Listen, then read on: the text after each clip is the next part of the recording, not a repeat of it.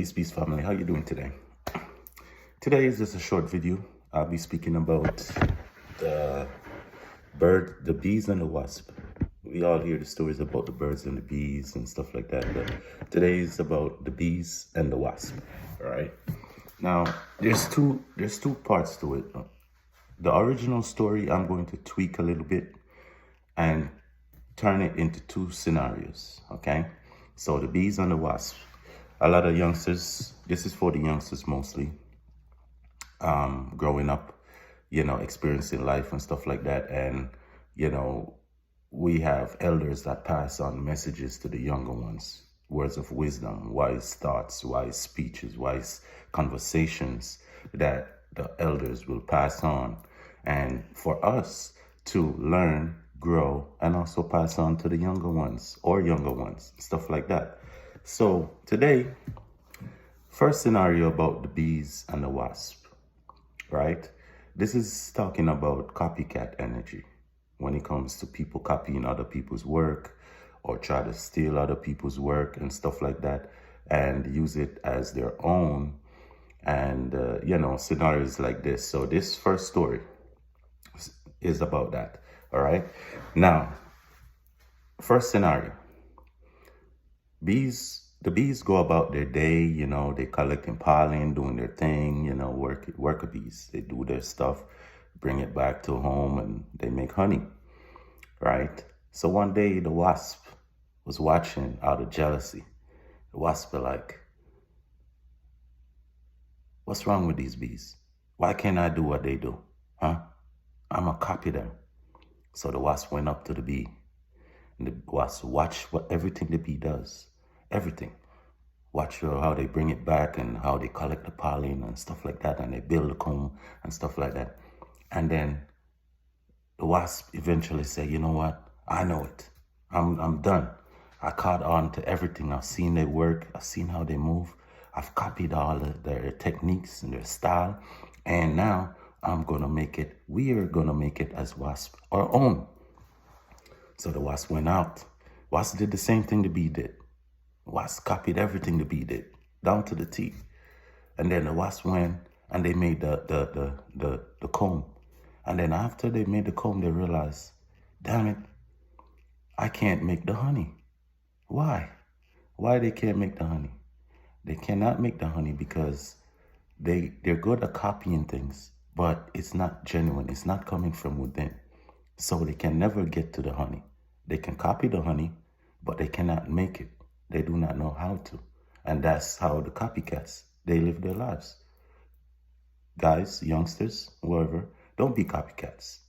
Learn how to make your own honey. Everyone's honey is unique to them. Everyone have different talents, so to speak. Have different talents, have different way of going about things, different thought processes. Everyone has their own unique gifts. Now, we should develop our own gifts, develop how to make our own honey. And trust me, the world would love it. The world would love it. Just keep it positive.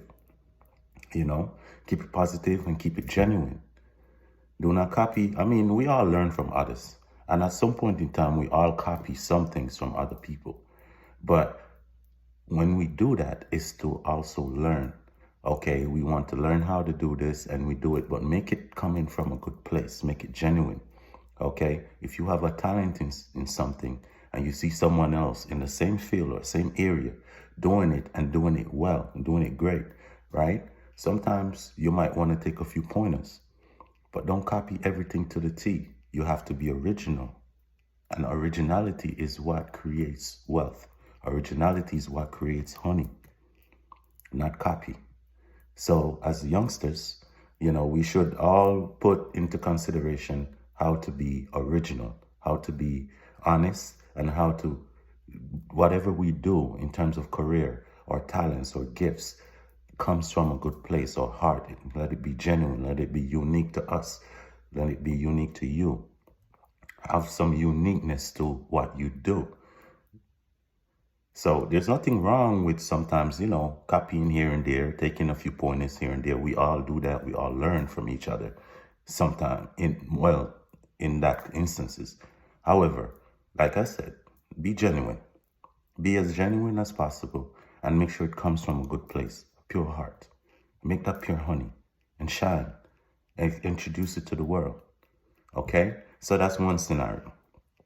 Second scenario, the bee going about their day-to-day activity and, and one day the wasp came up to the bee. The wasp said, hey, I'd like to know how to make honey. I've seen you made honey. I've tasted it. It's wonderful. Show me how to make honey. So the bee pondered about it and thought about it for a while, and the bee was like, well, let me see. How should I really let them know? Because this is us, we're the bees. We make honey. We make honey. And we're good at it. But anyway, the bee doesn't want to be selfish. The bee doesn't want to be mean. So the bee said, you know what? I'll teach you. I'll teach you how to make honey. So the bee started to tell the wasp step by step. Hey, first of all, in order to make real nice, pure honey, you have to go out and you have to collect pollen. Not just any pollen. There's special pollen. There's special pollen for honey. And you collect the purest of pollen. And then after that, I'll tell you the next step. Wasp went out, boom, boom, boom. Collect as much pollen as they can and come back to the bee. The bee was like, okay, good, well done. Now, in order to make honey, you have to build something, a jar or a comb to put it in. The honeycomb, right?